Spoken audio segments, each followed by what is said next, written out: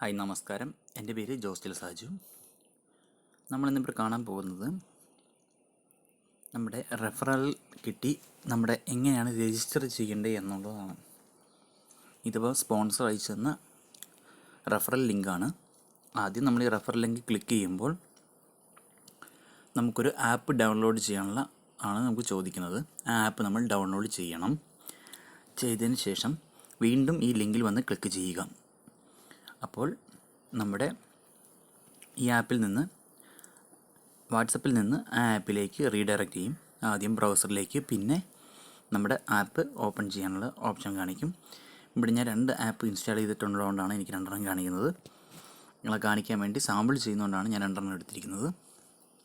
അപ്പോൾ നിങ്ങൾക്ക് ഒറ്റ ഐക്കനെ കാണിക്കുള്ളൂ, അത് സെലക്ട് ചെയ്യാം. അത് സെലക്ട് ചെയ്തതിന് ശേഷം നമുക്ക് അവിടെ കാണിക്കുന്നത് ജോയിൻ നൗ എന്ന് പറഞ്ഞ് 12 ഡിജിറ്റ് സ്പോൺസർ ID ആയിരിക്കും കാണിക്കുന്നത്. ആരോട് നിങ്ങൾ സ്പോൺസർ ചെയ്ത് അവരുടെ ID കാണിക്കും. അവിടെ സബ്മിറ്റ് കൊടുക്കുക. സബ്മിറ്റ് കൊടുത്തതിന് ശേഷം വീണ്ടും നമുക്ക് കാണിക്കുന്നത് സ്പോൺസറിൻ്റെ ID യും സ്പോൺസറിൻ്റെ പേരുമാണ്. പിന്നെ നിങ്ങളോട് ചോദിക്കുന്നത് എൻ്റർ ദ പാൻ നമ്പർ. അവിടെ നിങ്ങളുടെ പാൻ നമ്പറാണ് അടിക്കേണ്ടത്. ഇന്ത്യയിൽ പ്രവർത്തിക്കുന്ന കമ്പനി ആയതിനാൽ ടാക്സും മറ്റു കാര്യങ്ങളും നമ്മൾ പേ ചെയ്യേണ്ടതുണ്ട്.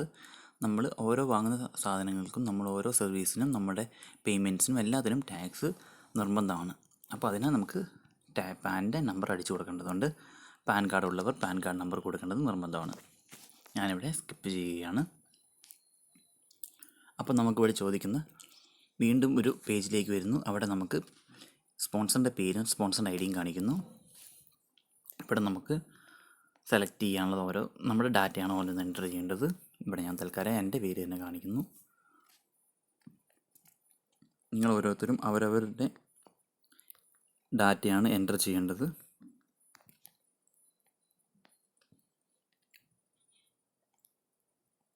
ഡേറ്റ് ഓഫ് ബർത്ത് ഞാനൊരു ഡേറ്റ് ഓഫ് ബർത്ത് വെറുതെ കൊടുത്തേ ഉള്ളൂ. ഇത് ശരിയല്ല. ഇവിടെ മദേഴ്സ് മെയ്ഡൻ നെയിം എന്ന് പറഞ്ഞു കഴിഞ്ഞാൽ അമ്മയുടെ പേരെന്നാണ് ഉദ്ദേശിച്ചിരിക്കുന്നത്. നിങ്ങളുടെ അമ്മയുടെ പേര് തന്നെ കൊടുക്കുക.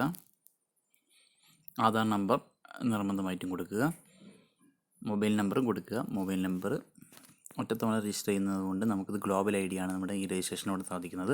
അത് നമ്മൾ മൊബൈൽ നമ്പർ കൊടുത്താൽ വീണ്ടും ആ മൊബൈൽ നമ്പർ വെച്ച് നമുക്ക് രജിസ്റ്റർ ചെയ്യാൻ സാധിക്കുന്നതല്ല. അതുകൊണ്ട് യൂണീക്ക് ആയിട്ടുള്ള മൊബൈൽ നമ്പർ വേണം കൊടുക്കുവാൻ. ആൾട്ടർനേറ്റീവ് നമ്പർ വേറൊരു നമ്പർ ഉണ്ടെങ്കിൽ അവിടെ കൊടുക്കാവുന്നതാണ്. ഇമെയിൽ ID ശരിയായ ഇമെയിൽ ID തന്നെ കൊടുക്കണം, ഇല്ലെങ്കിൽ അവർ റിജക്റ്റ് ചെയ്യും.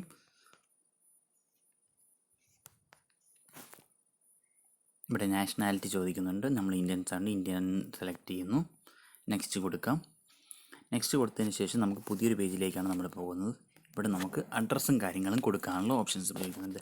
ഞാനിവിടെ വെറുതെ ഒരു സാമ്പിളായിട്ടൊരു അഡ്രസ്സ് കൊടുക്കുകയാണ്. നിങ്ങളുടെ യഥാർത്ഥ അഡ്രസ്സ് നിങ്ങളുടെ അഡ്രസ് പ്രൂഫിലുള്ള ആധാർ കാർഡിലോ പാൻ കാർഡിലോ അല്ലെങ്കിൽ വോട്ടേഴ്സ് ID യിലൊക്കെ ഉള്ള അഡ്രസ്സ് തന്നെ കൊടുക്കാൻ ശ്രദ്ധിക്കുക. പിൻകോഡ് കൊടുക്കുന്നു. നമ്മുടെ പിൻകോഡ് തന്നെയാണ് നമ്മൾ കൊടുക്കേണ്ടത്. ഞാൻ പിൻകോഡ് കൊടുത്തത് കേരള കണ്ണൂരാണ്. ഇവിടെ ഒരു പ്രത്യേകം ചോദിക്കുന്ന ഒരു കാര്യമുണ്ട്. Select the documents dispatch. അപ്പോൾ നമ്മുടെ എന്തെങ്കിലും പാർസലുകൾ കമ്പനിയിൽ നിന്ന് നമുക്ക് കിട്ടുന്ന ബുക്ക്ലെറ്റ്സോ അല്ലെങ്കിൽ പാർസൽ സർവീസോ എന്തെങ്കിലും കമ്പനി നമുക്ക് അയക്കുകയാണെങ്കിൽ ഏത് മാർഗത്തിലൂടെയാണ് അയക്കേണ്ടത് എന്നാണ് ചോദിക്കുന്നത്. അപ്പോൾ ഇത് സ്ക്രോൾ ചെയ്യുമ്പോൾ നമുക്ക് കാണിക്കുന്നത് രജിസ്റ്റേർഡ് പോസ്റ്റ് എന്നൊരു ഓപ്ഷൻ കാണിക്കുന്നുണ്ട്. അത് നമുക്ക് സെലക്ട് ചെയ്യാവുന്നതാണ്. സെലക്ട് ചെയ്തതിന് ശേഷം നെക്സ്റ്റ് കൊടുക്കുന്നു. അത് കഴിഞ്ഞ് സെലക്ട് സെക്യൂരിറ്റി ക്വസ്റ്റ്യൻ എന്നുള്ളൊരു ഓപ്ഷൻ ഉണ്ട്. ഇവിടെ നിങ്ങൾക്ക് ഏത് ചോദ്യം വേണമെങ്കിലും നിങ്ങൾക്ക് സെലക്ട് ചെയ്യാം. ഇവിടെ ഞാൻ മദേഴ്സ് മെയ്ഡൻ നെയിം തന്നെ കൊടുക്കുന്നു. നേരത്തെ അമ്മേൻ്റെ പേര് കൊടുത്തു, അതേപോലെ തന്നെ ഇവിടെയും വീണ്ടും പേര് കൊടുക്കുന്നു.